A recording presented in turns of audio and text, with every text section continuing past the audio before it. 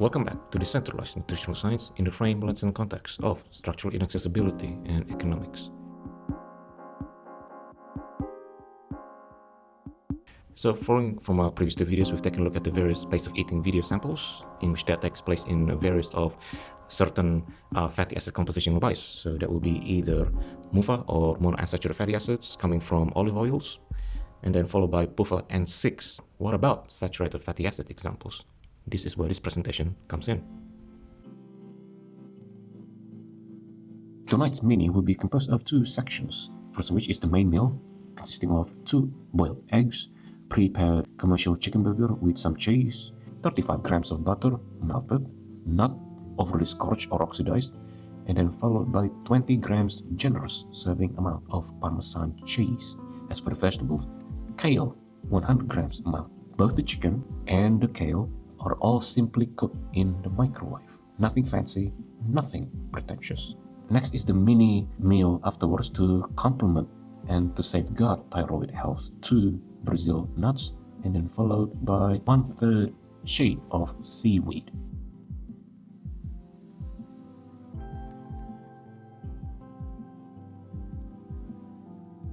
So, to start with, we need a mineral supplementation contingency. It is either magnesium chelated or, in this case, zinc gluconate. I have half of this tablet because we are trying to conserve and save supplementation supply for as long as possible. And the meal begins with the eggs first and foremost.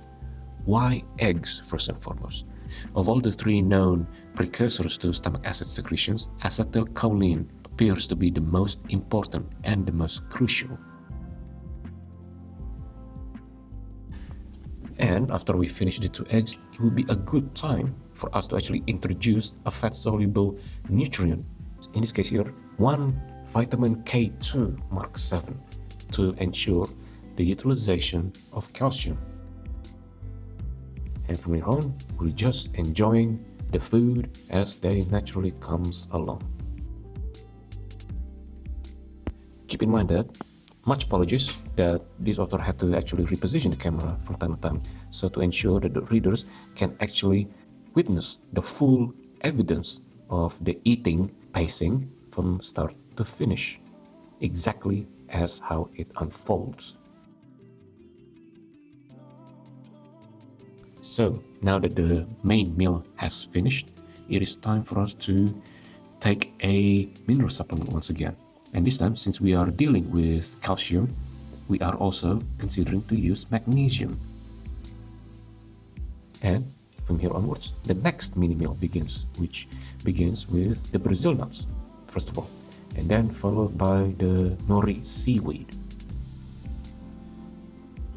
After that mini meal is finished, now it is a matter of just us finishing with another last mineral supplementation contingency, just as another insurance. So this will be half of zinc gluconate.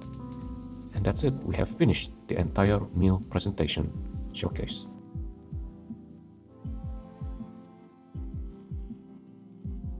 So that just concludes one example or sample of saturated fatty acids compositional meal intake. However, there are also other examples.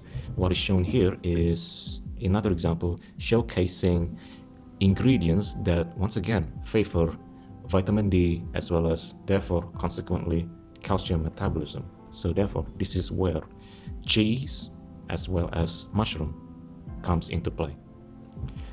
And another example would be that of utilizing seafood, specifically shrimps and or prawns, with the shells and as well as the heads, and in some respect also with the tails as well, even though that yes, it may not be the most palatable, but it does nevertheless offer some key meaningful amino acids alongside with the usage of cheese and the butter, once again as shown here.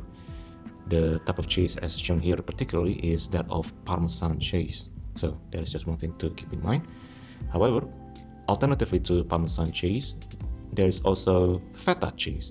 Not only that it is budget friendly, but it is also versatile as such that it can be used as a condiment in and of itself, because of the fact that feta cheese, it carries its own very strong flavor, distinct flavor on its own. So hence there is another a good thing to note when it comes to the amount of cheese that's available. So that just wraps up and concludes yet another pace of eating sample video, but this time taken into the context of saturated fatty acid biased composition ratios. Once again, none of this is meant to be taken as an instructive methodology for all to follow down to the letter. Individuals may have their own variations of needs and concerns, in which that confounds their own differences that needs to be respected for at an individual level. Therefore, please, if you have any other comments and thoughts, share them down in the comment section below. And thank you once again for partaking your thoughts and discussion amidst the internet's least visited independent thoughts on wellness and decentralized nutritional science. Leave it forward, and thank you for watching.